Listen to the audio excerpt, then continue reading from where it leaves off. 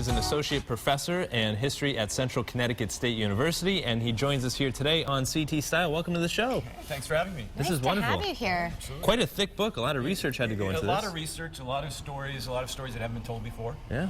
So I mean, fill us in a little bit about the war. Why was it so controversial, but inside of the family? Yeah, the Roosevelt family, I think, was the greatest political family in American history. I mean, they changed the country, both Theodore and Franklin Roosevelt, but they were very ambitious people. You know, when you get into politics, you want to get ahead. You want to get to the White House. So there were a lot of rivalries. There were two families. There was the Oyster Bay family and the Hyde Park family. Theodore was with the Oyster Bay family, Franklin with the Hyde Park. And there was a lot of competition about who was going to get the White House and who was going to get the appointments and all of that. So there's a lot of untold stories of this fascinating family. A lot of family feud. But Theodore and his brother kind of had a real rivalry, right? I mean, a story that people don't really know. Yeah, and that's the heart of the book, I think. When I discovered that there was this so-called illegitimate son, illegitimate Roosevelt, who actually has the last name Mann, no relation to me. And are you sure you're not a descendant? I tried to find out because I'd love to, maybe get a little Roosevelt. I'll get into the rivalry too.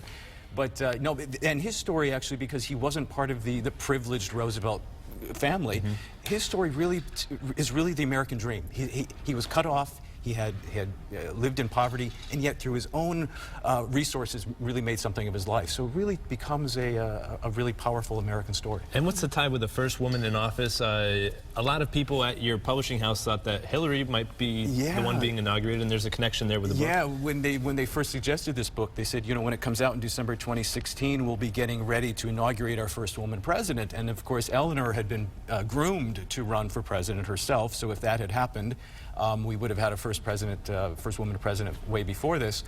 It didn't turn out that way, so we don't have the first woman president at the moment. But what the book turned out to be really is the story of the family, the story of the Roosevelt family, which I think is fascinating on its own. It's never really been told, all of those ins and outs and all those stories and those people and great, great characters. And Eleanor kind of had a unique personal life, too.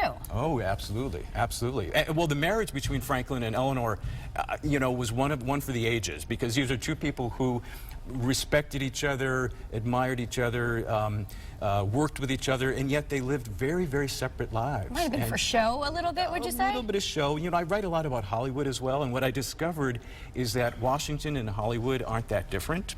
That, you know, it's the same public lives versus private lives. It's the same selling of illusion. So it's really, you know, in some ways, that's one of the, I came away saying, this isn't all that different from movie stars. You guys will have to check out the book. There's a book signing tonight. R.J. Julia's in Madison, 7 p.m. You guys can check out the book, The Wars of the Roosevelts. So, William, we would like to thank you for joining us today on CT Style. We just hit the tip of the iceberg, though, didn't we? We're going to have to dig into that. Thank you so much. Thank you.